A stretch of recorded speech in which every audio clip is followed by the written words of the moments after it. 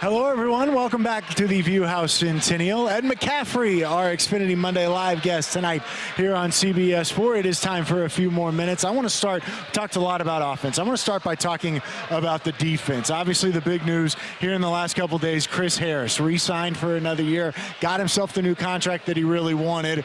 What do you expect from this defense? What will we see from them? Well, I think you're going to see a lot of guys pinning their ears back and getting after it. I think Vic Fangio wants to let them play. Doesn't want them thinking too much. They'll have to learn a little bit, but we got a couple of good veterans on the team. Guys like Chris Harris and Von Miller, guys like Derek Wolfe. A lot of guys that have something to play for and that weren't happy with the way last season finished.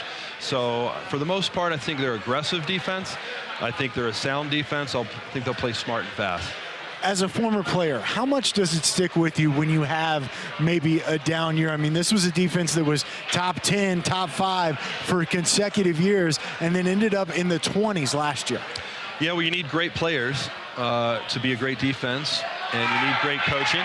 And you also need to have a little bit of luck. Your star players can't get hurt. So they've gone through a big transition. I mean, the no-fly zone, we've got young, talented players in there, but that broke a little bit. There've been guys that have been injuries over the years, and there's been coaching changes. Every time there's a transition, an injury, or you lose a player, I mean, it makes it more difficult to stay on top.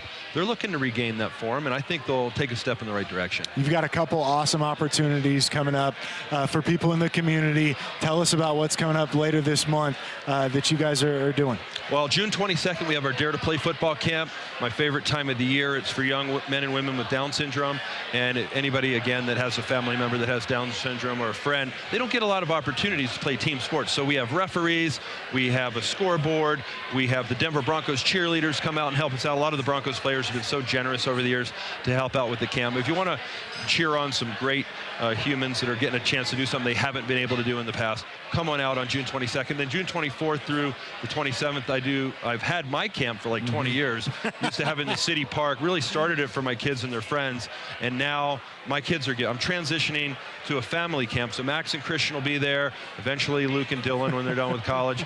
And they went to this camp their whole lives and had fun with their friends and learned from professional coaches. So we have a high level of coach, a lot of former NFL coaches, great coach-to-player ratio. We have 7-on-7 tournaments, but it's a serious football camp. You learn a little bit about the game over 4 days. It's non-padded, so it's non-contact. It's a teaching camp. It's an instructional camp, but it's been my way to give back forever what I love about the game, and now it's a chance for Max and Christian to do the same. An awesome opportunity. Give us the website for those of us who missed it on the show. Sportseddy.com, sportseddy.com, or you could go to edmccaffrey.com. Doesn't get much easier. Find it that way too. Yeah. Eddie Mack, thanks so much for coming on, man. Thanks and thank you for logging on to CBSDenver.com.